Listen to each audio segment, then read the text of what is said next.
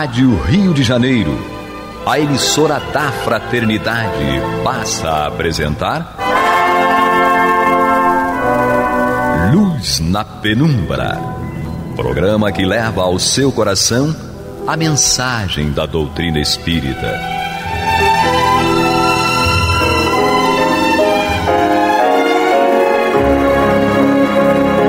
E com vocês, João Batista, para o estudo de O Livro dos Espíritos, da obra codificada por Allan Kardec. Papai do céu nos guarde, nos abençoe.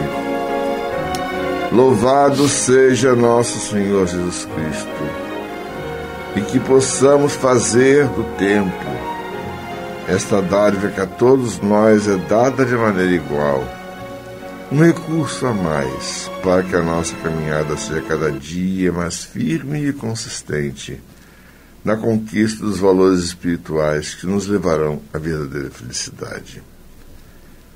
Hoje cá estamos nós para dar sequência à introdução do Livro dos Espíritos, estudando hoje a primeira parte do capítulo 16, porque o capítulo 16 ele é bastante extenso para ser estudado em duas etapas. Temos junto conosco aqui hoje o nosso amigo Leir Stort.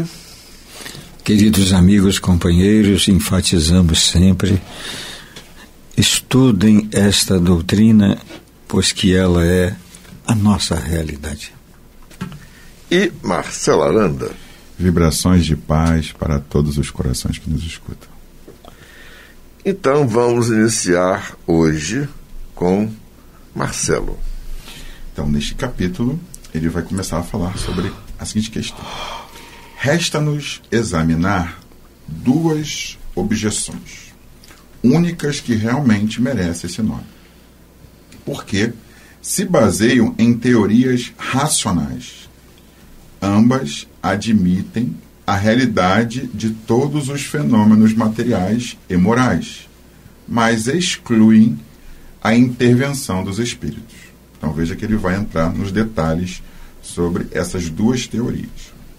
Segundo a primeira dessas teorias, todas as manifestações atribuídas aos espíritos não seriam mais do que efeitos magnéticos. Quer dizer, imagina, o magnetismo está fazendo todas as manifestações.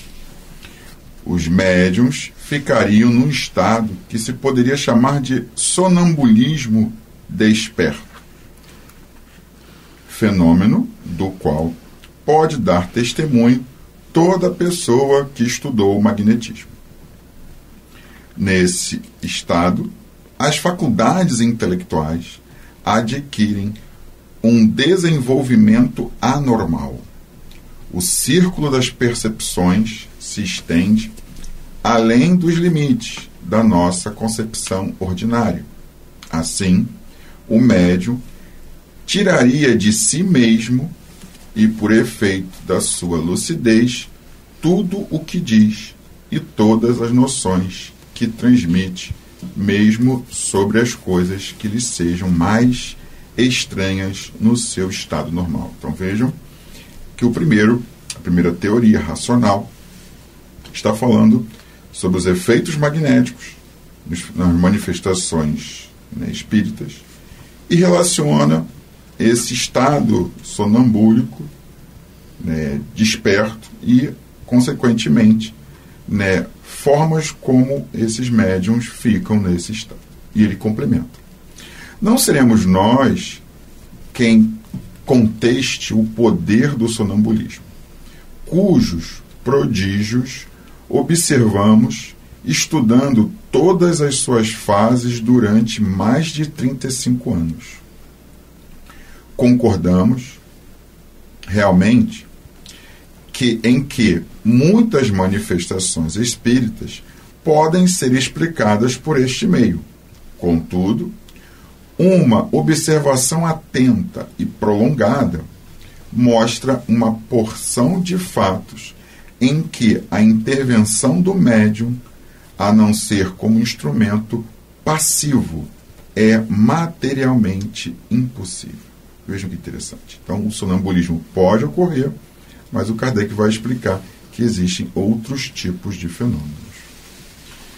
Aos que partilham dessa opinião, diremos, como aos outros, vede e observai, porque seguramente ainda não vistes tudo.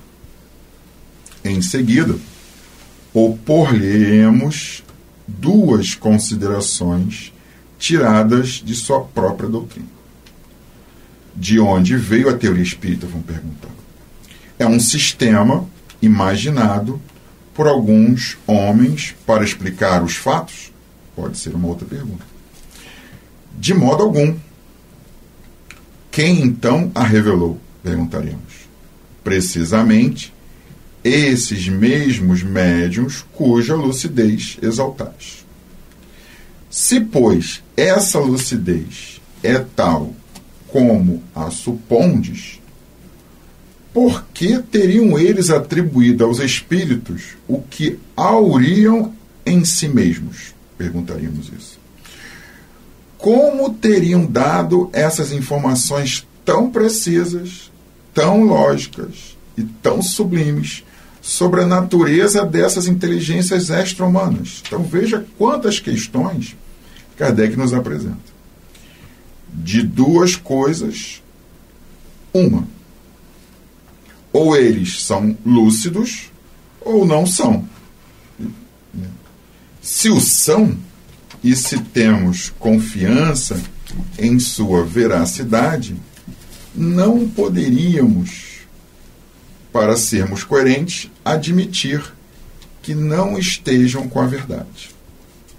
Em segundo lugar, se todos os fenômenos tivessem sua fonte no médium, seriam idênticos no mesmo indivíduo e não se veria a mesma pessoa usar de uma linguagem heterogênea, nem exprimir alternadamente as coisas mais contraditórias. Então veja que ele traz uma série de perguntas e depois ele vai trazer para a gente uma breve reflexão sobre essa forma idêntica desses fenômenos.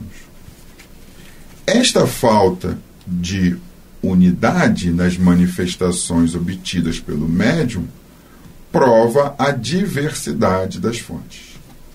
Se, pois, não podemos encontrá-las todos no médium, é preciso que as procuremos fora dele. Então veja que coisa interessante. O Kardec traz para a gente, e aí eu recomendo a leitura do livro dos médiuns para aprofundar nesse tema, que é muito rico. E ele vai trazer nesse primeiro bloco, né, essa primeira teoria racional sobre como é que é esse fenômeno das mesas girantes, esse fenômeno ligado à mediunidade, a casas assombradas e a outras formas. Será que é uma coisa só? É um sonambulismo único? E ele vai explicar para a gente que não. É interessante uma coisa. Sim, claro. Que Kardec aí, ele não rejeita a teoria totalmente, ele simplesmente ela coloca no lugar que a que ela pertence. Ernesto Bozano e Alexandre Aksakoff, posteriormente, estudando os fenômenos do animismo, vieram a provar que existe o fenômeno anímico. Existe. É um fato, como qualquer outro. Mas há uma diferença entre fenômeno anímico e fenômeno mediúnico. Sim. Dá a devida dimensão e espaço a cada um dos fenômenos. Ou seja, e no final das contas, somente comprova tudo aquilo que a espiritualidade explicou. Sim, sim. Acho que o Kardec aqui ele queria mostrar também que não existe uma uniformidade, né? Porque, né, em algumas teorias racionais eles tentam explicar de forma una, né? Porque naquele tempo o positivismo tinha uma ideia de uma teoria geral. Exato. Por isso que muitos desses pensamentos sempre enquadravam uma teoria geral, que estão relacionados ao positivismo. Kardec não, mostrava que existia uma pluralidade de fenômenos, e, consequentemente, uma pluralidade de médiums, né? Não, e depois, quando se estuda Aksakoff, Bozano, depois, quando se lê Ivone Pereira no Recordação da Mediunidade, você percebe isso. Não é fantástico. Devemos pensar com naturalidade que a época em que tal ciência chegou até nós, era natural que houvessem essas divergências. Primeiro divergir quanto à maneira de falar, depois quanto à maneira de escrever, depois o medo pela ignorância de tudo que não entendia, e completando essa divergência sobre a comunicação dos espíritos, que hoje entendemos como sendo todo o conhecimento o que podemos chamar de propriedade intelectual dos espíritos desencarnados. Mas é natural ver isso naquela época, né, pela falta do conhecimento mais profundo. Mas hoje em dia, muitos entre nós do povo, sejam intelectuais ou simples e humildes, também não avançaram no conhecimento e têm essas dúvidas. Se realmente a comunicação é do médium, ou se é ele que está mistificando, ou se é uma realidade.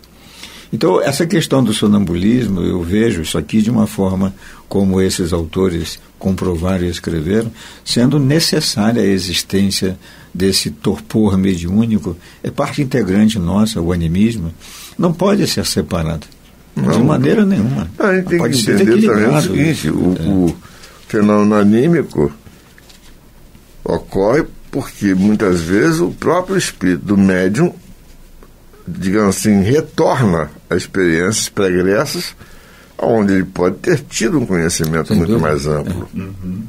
Que naquela reencarnação está limitado pela programação reencarnatória. Exatamente.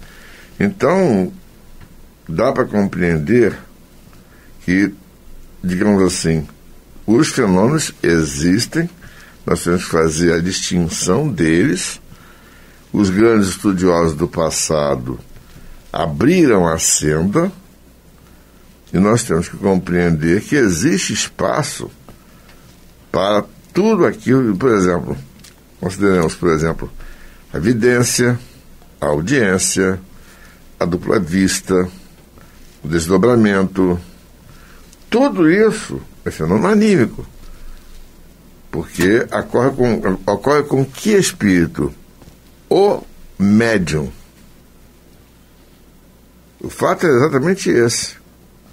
Ocorre com o médium. Ponto. E se nós pensarmos, na verdade, nós precisamos de ter desdobramento do corpo durante o sono, para poder sonhar, para poder manter a nossa sanidade mental. Isso está provado pela ciência médica. Então aí você para e reflete. Mas peraí, durante esse período de desdobramento você está em contato com o mundo espiritual. Qual é a dedução que você faz? Por mais que nós estejamos na vida física, nós nunca nos desconectamos do mundo espiritual. Ponto. Este é um fato. A gente está mergulhado. Exatamente. Estamos mergulhados no mundo espiritual, mesmo estando dentro da vida física. Vamos ouvir a nossa vinheta. Rádio Rio de Janeiro. Prestemos atenção à música espírita. Dia 4 de junho, às 16 horas, na Fraice, em Higienópolis, a nossa rádio estará fazendo um evento. A música espírita está no ar, a 5ª edição. Para quem gosta de música, não existe nada melhor. E o mais importante é elevar-nos a espiritualidade através da música. Que o Papai do Céu nos guarde e nos abençoe. Você está ouvindo pela Rádio Rio de Janeiro o programa Luz na Penumbra, com o estudo de O Livro dos Espíritos, na apresentação de João Batista. Então, Leir. Caros amigos, devemos recordar e insistir sempre, é vital o conhecimento desta doutrina da nossa realidade, para que possamos seguir livres para cumprir nossa destinação espiritual.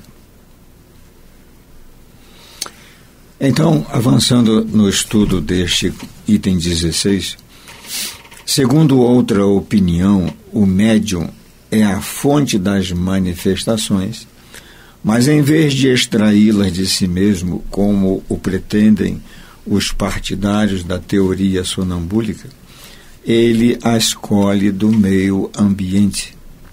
Respeitável o esforço do raciocínio de muitos da época, ainda hoje essas dúvidas permanecem por aqueles que ainda não se aprofundaram no conhecimento. O médium seria, então, uma espécie de espelho a refletir todas as ideias, todos os pensamentos, todos os conhecimentos das pessoas que o cercam. É que vale a pena lembrar a todos, essas pessoas assim consideradas teriam um poder imenso, já teriam nascido com uma capacidade imensa, em detrimento de milhares de outros que não teriam essa possibilidade. E na atualidade, hoje, descobrimos que todos nós, sem exceção, cada um no ponto em que está vivendo, somos todos médiuns no sistema de comunicação natural. Nada diria que não fosse conhecido, pelo menos de algumas delas. Não se pode negar, e isto constitui mesmo um princípio da doutrina, a influência que os assistentes exercem sobre a natureza das manifestações. No entanto, essa influência é bem diversa da que se supõe existir. Daí a que o médium seja um eco do pensamento daqueles que o rodeiam. Vai grande distância. Visto que milhares de fatos demonstram terminantemente o contrário. É simples hoje, meditando sobre essa realidade, aqueles entre nós nasceriam alguns com um poder imenso e outros sem essas qualidades. A divergência que haveria na evolução da humanidade, na simplicidade da realidade atual, todas essas manifestações, toda essa ciência é trazida pelos espíritos desencarnados. É como se fosse propriedade intelectual deles. Isto é um grave erro que prova uma vez mais o perigo das conclusões prematuras. Conclusões prematuras é a imediatez em buscar uma resposta sem conhecimento do assunto que está tratando. Como essas pessoas não podem negar a existência de um fenômeno a que a ciência comum não consegue explicar, ciência comum compreende os diversos ramos do conhecimento que a própria natureza trouxe para serem descobertas e ampliadas hoje, chamadas de ciências. E não querendo admitir a presença dos espíritos, explicam-no a seu modo. A teoria que sustentam seria sedutora se pudesse abranger todos os fatos, mas não é isso que acontece.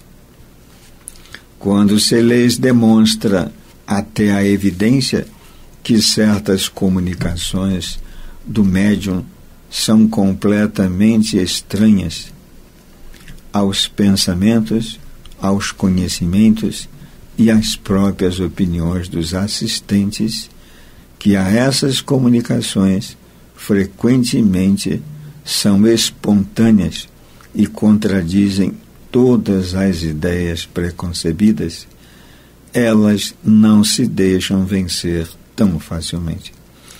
Esse pequeno trecho trazido a todos que estão ouvindo já levam o raciocínio a que não seria possível para nós, ainda tão atrasados na nossa evolução como encarnados, que pudéssemos ter a mente tão capacitada a conhecer todas as ciências da natureza. Quanto mais a ciência vinda do astral, a ciência da vida cósmica, né? Encerrando, ele diz assim: respondem que a irradiação vai muito além do círculo imediato que nos cerca. O médium é o reflexo da humanidade inteira, de tal sorte que, se não aure as inspirações ao seu redor, ele as vai buscar fora, na cidade, no país, em todo o globo e mesmo em outras esferas. Refere-se à imensidão do universo. Não creio que se encontre nessa teoria uma explicação mais simples, mais provável que a do Espiritismo, pois ela pressupõe uma causa bem mais maravilhosa. A ideia de que seres que povoam os espaços e que em contato permanente conosco nos comunicam seus pensamentos, nada tem que choque mais a razão do que a suposição dessa irradiação universal vinda de todos os pontos do universo para se concentrar no cérebro de um indivíduo. Então, queridos irmãos, aqui encerrando a leitura deste parágrafo, já traz a simples explicação com relação a essa denominação Espiritismo. A ciência do infinito, que leva à busca e a pesquisas profundas e intermináveis sobre a nossa existência como ser espiritual, não pode ficar limitada ao alcance de simplesmente humana. Como dissemos, esta ciência é propriedade dos espíritos na sua essência em toda a imensidão do cosmos sideral, trazida a nós para nos ajudar a acelerar a nossa evolução. É muito interessante, né, que essas ideias que ele está apresentando aqui, né, dessa segunda teoria, né, essa teoria que foca muito no médium, ela tira muito o papel dos espíritos, né? Apaga a questão da vida pós-morte. Isso é muito ruim, né? Traz vários problemas para a nossa vida. Isso. O fato real é: os espíritos existem. Não é à toa que Kardec abre o livro dos médiuns com a pergunta: existem espíritos? Uhum. Então, e aí nós encerramos o nosso trabalho de hoje convocando os nossos irmãos para entender a vida espiritual está à nossa volta. Temos testemunhas invisíveis de tudo aquilo que nós fazemos e temos a certeza de que isso acontece. É importante que tenhamos por esses espíritos o mesmo respeito que temos por todos os indivíduos com quem nós convivemos na vida física e que entendamos que esse respeito é mútuo desde que lhes dediquemos todo o afeto que merecem como irmãos que somos todos filhos do mesmo Pai, filhos do mesmo Deus. Que o Pai do Céu nos guarde e nos abençoe, hoje e agora para todos sempre. Que louvado seja nosso Senhor Jesus Cristo. E que possamos fazer do tempo esta dádiva que a todos nós é dada de maneira igual, um recurso a mais para que a nossa caminhada seja cada dia mais firme e consistente na conquista dos valores espirituais que nos levarão à verdadeira felicidade. Graças a Deus. Você está ouvindo o programa Luz na Penumbra.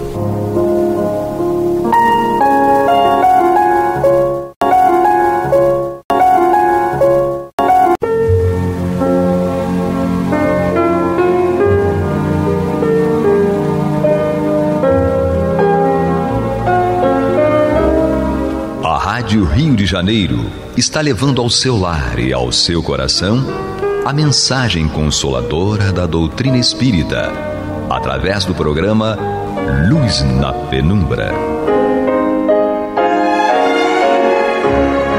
E agora com vocês, Antônio de Pádua Barbosa e Marta Batista. Olá, meus amigos, muito boa noite. Estamos aqui para dar continuidade ao programa Luz na Penumbra, no qual nós tecemos comentários a respeito do livro Evangelho segundo o Espiritismo, obra de Allan Kardec. Estamos aqui, como sempre, Marta Batista e eu, e o Pablo na técnica, para darmos prosseguimento a este estudo.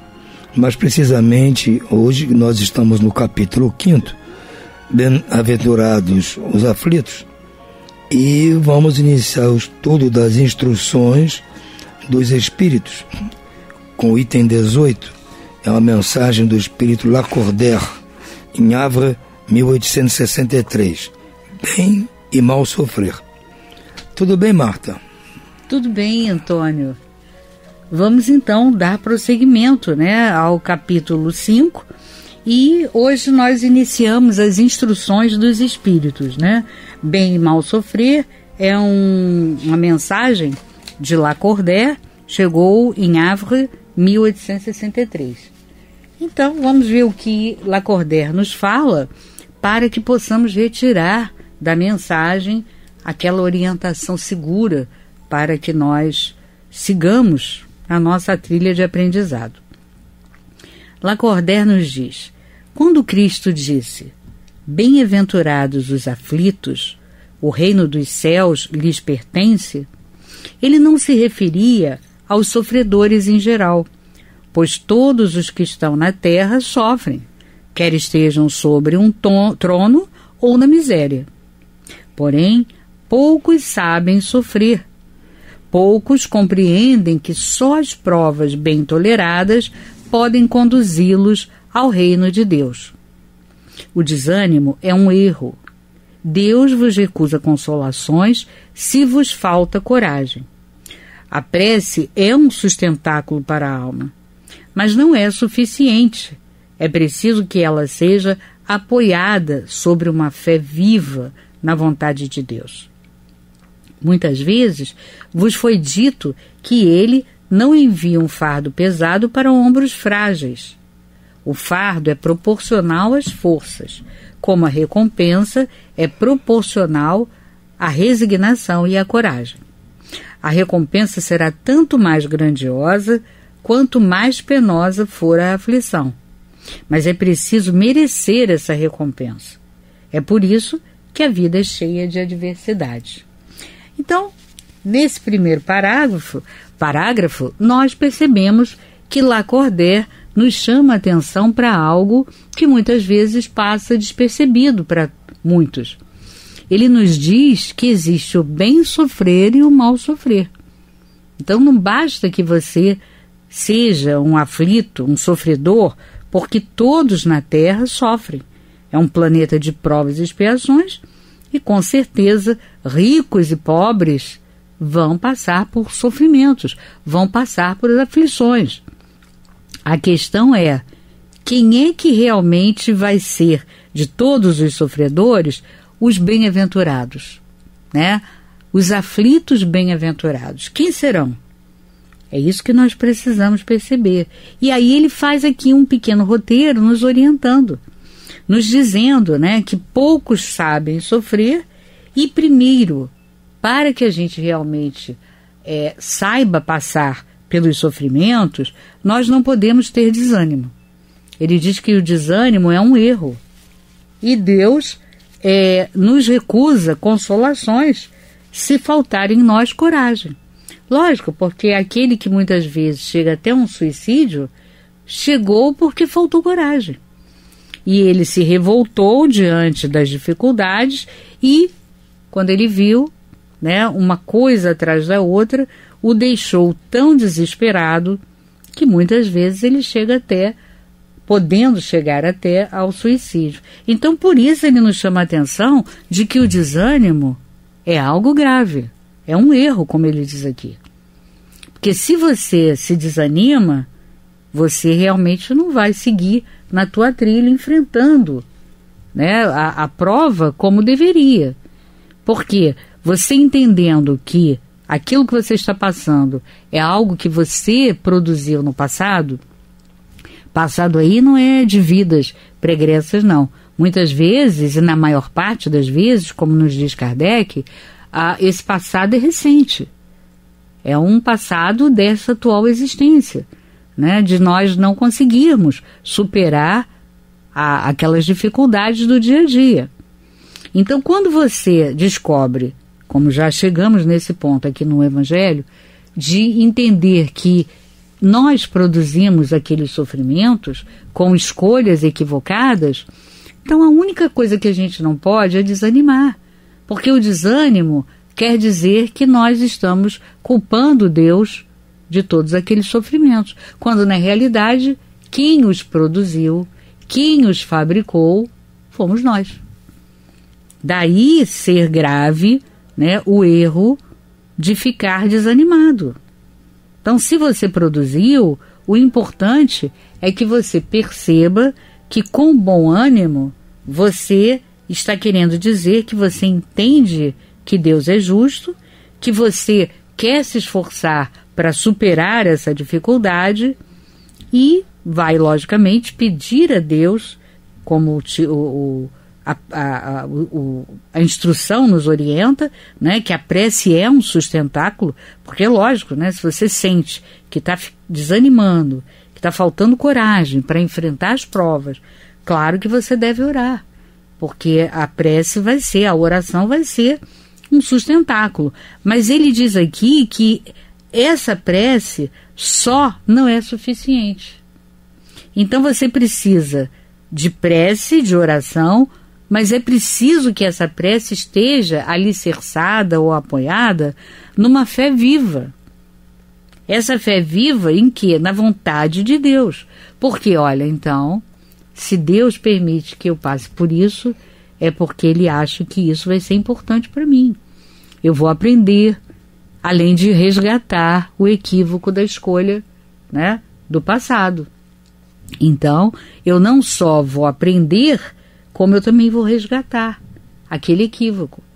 Ora, sendo assim, né, você fazendo as orações, pedindo força, pedindo sustento para Deus, mas acima disso, você tendo alicerçada na oração a fé na vontade de Deus, sabendo que Deus é justo, com certeza você tem aí algo que vai te sustentar e vai te fortalecer para você continuar seguindo. Então, ele diz aqui, o fardo é proporcional às forças. E ele diz que é importante, né, que Deus não vai dar um peso maior que o teu ombro possa suportar, né, ombros frágeis. Então, aquele peso da prova que ele te dá, é lógico que sempre será pertinente e proporcional à força que você tem.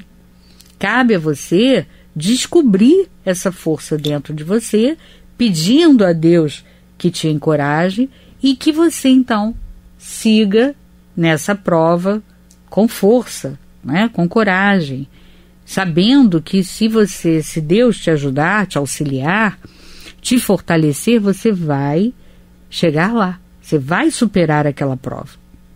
E ele lembra que a recompensa é sempre proporcional à resignação e à coragem. Ora, então, o que a gente percebe? Que se nós formos fortes e resignados, nós tivermos coragem, essa recompensa vai ser cada vez maior. Né? Como ele diz, é proporcional à resignação e à coragem. Então, lembrando disso, cabe a nós, dentro de nós, junto com o alicerce da prece, da oração, descobrir essa resignação e essa coragem. A resignação a gente já descobriu de uma forma racional que ela tem que acontecer porque Deus é justo. E lógico, porque foi você que produziu aquele problema. Então você já sabe, já chegou a essa conclusão, que é necessário que você seja resignado. E a coragem, você pede a Deus que te dê essa coragem, essa força, para que você supere. Ora, se foi você que produziu, agora você vai ter que responder por aquilo. Né? A responsabilidade daquele ato, daquela escolha que você fez. Mas essa escolha não foi adequada. Bom, tudo bem, mas você já fez a escolha equivocada. Agora cabe a você assumir as consequências daquilo que o erro, a escolha errada, produziu, né? Então ele segue dizendo que a recompensa será tanto mais grandiosa quanto mais penosa for a aflição. Nós já não vimos em textos passados, em programas passados, que quando o sofrimento chega ao auge, é porque a prova está chegando ao fim? Então, isso faz com que a gente entenda que cabe a nós termos essa coragem, essa resignação e sermos fortes para passar pelaquela aflição, porque ele diz que quanto mais penosa for a aflição, mais próximo do fim nós estamos, e ele diz que também maior será a recompensa. Ele diz, mas ele lembra, mas é preciso merecer a recompensa. Por isso é que a vida é cheia de adversidades. Por isso é que nós temos tantas adversidades para superar, porque vamos aprendendo e através do aprendizado vamos também expurgando os equívocos que cometemos no passado. Então, daí entender que superando essas provas, nós teremos, né, o fim das nossas aflições e teremos aprendido muita coisa, evitando assim que a gente erre de novo nas escolhas. E ele segue dizendo, o militar que não é enviado para a luta não fica contente, porque o repouso no campo não lhe proporciona nenhuma promoção. Quer dizer, olha que interessante, a gente tem que olhar com essa perspectiva, né? Como militar, que ele está aguardando, ansioso, que ele receba um convite para a batalha, porque ele sabe que ele batalhando, ele lutando, ele estando no campo de batalha, né, ele vai ser proporcionado, né, uma promoção. Porque se ele vencer na batalha, com certeza ele terá uma promoção. Por isso ele quer tanto ser convidado para uma batalha. Mas essa batalha aí que ele utiliza, né, a comparação como militar, é a batalha das adversidades, a batalha do dia a dia. É isso. Então ele segue. Sede, pois, como militar, e não procureis um repouso no qual o vosso corpo se enfraqueceria, e vossa alma se embotaria. Ficais satisfeitos quando Deus vos envia a luta. Essa luta não é o fogo da batalha, como ele diz, mas as aflições da vida, onde muitas vezes é necessário ter mais coragem que em um sangrento combate. Quer dizer, olha que interessante, ele utiliza como comparação a batalha que o militar, né, está sempre sujeito, mas mostrando que, na verdade, a nossa batalha é são as adversidades do dia a dia. É essa batalha que nós temos que ter coragem e aprender a lutar. E dessa forma, com certeza, nós teremos, se vencermos, uma promoção. Promoção no sentido de teremos vencido as dificuldades e, lógico, se vencermos essas dificuldades, vamos sentir uma sensação positiva, boa, um bem-estar, porque vamos pensar assim, puxa, eu venci as minhas dificuldades. Eu venci aquele eu que errou nas escolhas no passado e que agora pode perceber que ele pode fazer melhores escolhas. Então eu venci a mim mesmo. Isso é muito importante. E te dá ainda uma recompensa, que é a recompensa de você ter uma promoção moral, né? Você passou pelaquela dificuldade, soube como passar e recebeu então a promoção moral. Agora ele diz uma coisa interessante aqui. Essa luta não é o fogo da batalha, mas as aflições da vida, onde muitas vezes é necessário ter mais coragem que em sangrento combate. Porque aquele que permanece firme diante do inimigo cederá sob a pressão de um sofrimento moral. Então é interessante a gente refletir sobre isso, né? Quer dizer, se nós estivermos ali lutando no dia a dia, lutando contra o nosso eu para vencer aquelas más escolhas que fizemos no passado, vai ser, logicamente, uma força que nós não estaremos mais cedendo sob a pressão de um sofrimento moral.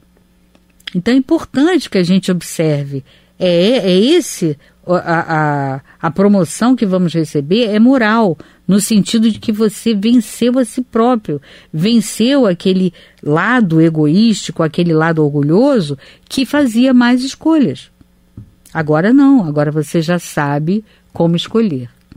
E ele segue dizendo: o homem não tem recompensas por essa espécie de coragem, mas Deus lhe reserva os louros da vitória. Quer dizer, a recompensa é no mundo espiritual, quando você então recebe os louros da vitória porque você venceu a si mesmo. Mas aqui na Terra não há recompensa para isso. É importante que a gente perceba isso.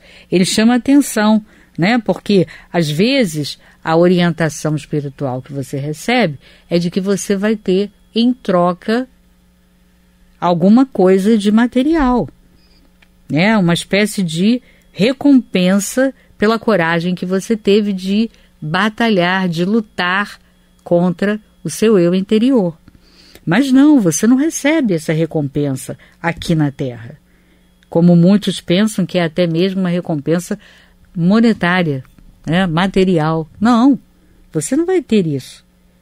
Você vai receber os louros da vitória de ter conseguido vencer a si mesmo e ter feito boas escolhas e ter dado à tua direção, à tua vida, um segmento, um caminho ideal. Quando vos chegar um motivo de dor ou de contrariedade, há uma recomendação aqui de Lacordaire: esforçai-vos para superá-lo. E quando chegardes a dominar os impulsos da impaciência, da cólera ou do desespero, dizei com uma justa satisfação: eu fui o mais forte. Você venceu a si mesmo e foi o mais forte. E a partir dali você vai fazer sempre boas escolhas. Então ele diz aqui, né, a tríade complicada, né, que muitas vezes nos leva a fazer escolhas ruins. A impaciência, essa daí está sempre no nosso dia a dia. A cólera, diante de algo que não aconteceu como você desejava, né, e você aí fica, como é orgulhoso, né, fica encolerizado. Não, isso não está como eu gosto, não é dessa maneira que eu queria, né? Alguém fez algo que eu não queria e você fica encolerizado, fica aborrecido. Então, impaciência, cólera ou desespero, que aí a gente volta, né, àquelas causas das dificuldades, das dores, das aflições que geram, como nós estudamos no programa passado, o suicídio ou a loucura, né? Que é o desespero que te leva a isso. Um desespero te leva também a escolhas equivocadas. Então, é necessário que você não pense com razão quando você está desesperado. Pode fazer, então, uma oração, porque essa oração vai te ajudar a sair dessa condição de desespero.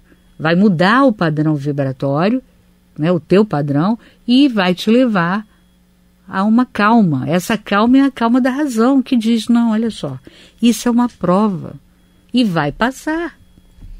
E quanto mais eu tiver discernimento para fazer uma boa escolha e tiver paciência para passar por essa prova, mais eu tenho probabilidade de passar e superar e vencer. E poder dizer, como ele diz aqui: eu fui o mais forte. E ele termina dizendo: bem-aventurados os aflitos, pode, portanto, ser assim traduzido: bem-aventurados aqueles que têm o ensejo de provar sua fé, sua firmeza, sua perseverança e sua submissão à vontade de Deus, pois eles terão centuplicada a alegria que lhes falta na terra, e após o trabalho virá o repouso. Quer dizer, então, é necessário que a gente utilize a nossa razão, entenda que aquilo é justo porque foi você que produziu, cabe agora a você, de forma justa, ser calmo, paciente, né? E enfrentar aquela prova com resignação para que você então supere.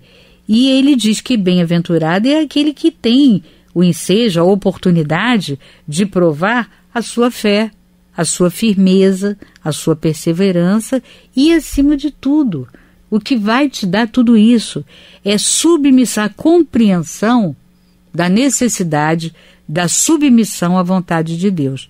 E aí ele diz, você terá, né, centuplicada a alegria que falta na terra.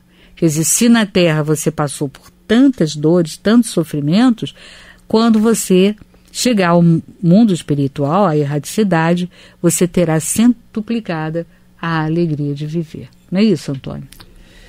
É verdade, mas o que ele ressalta aqui é que normalmente a gente confunde, né? Bom, se eu sou aflito, imediatamente pressupõe que eu sou bem-aventurado. Na realidade, não basta estar na aflição, porque todos nós aqui no planeta, sejamos ricos, pobres ou o que seja, passamos por aflições. E, eventualmente, nem todos somos bem-aventurados. São bem-aventurados os que entendem essa aflição como um caminho para se chegar a uma situação melhor. Você está terminando a época que você fazia coisas erradas, está ajustando o seu comportamento, a sua vida, e por isso você está passando pela aflição. Então você tem que encarar a aflição com resignação, com paciência, com calma, submissão à vontade de Deus.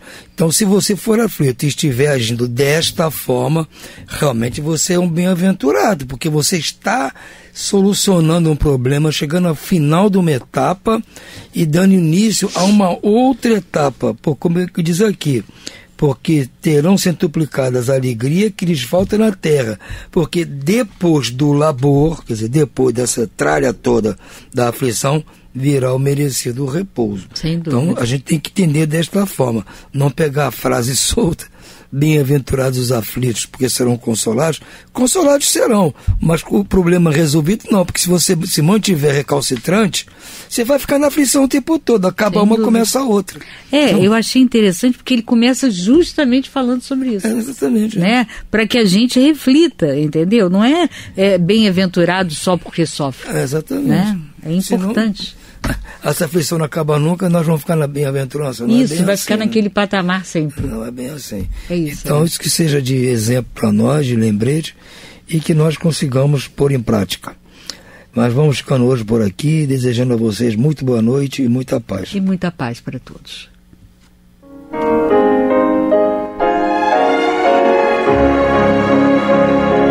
E vamos ouvir agora a prece de encerramento de nosso programa, na voz de Geraldo de Aquino.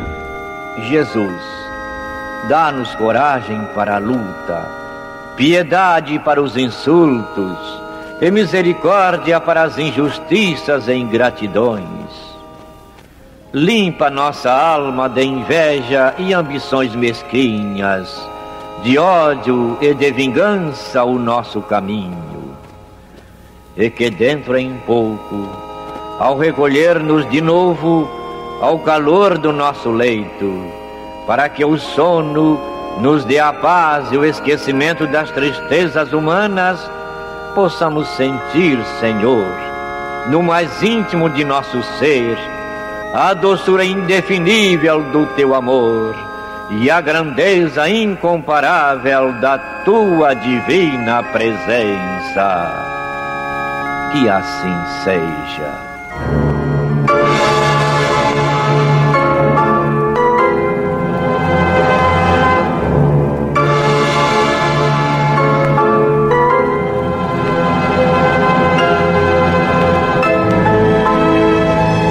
Acabamos de apresentar o programa Luz na Penumbra, que voltará a ser apresentado amanhã às 21 horas nesta emissora.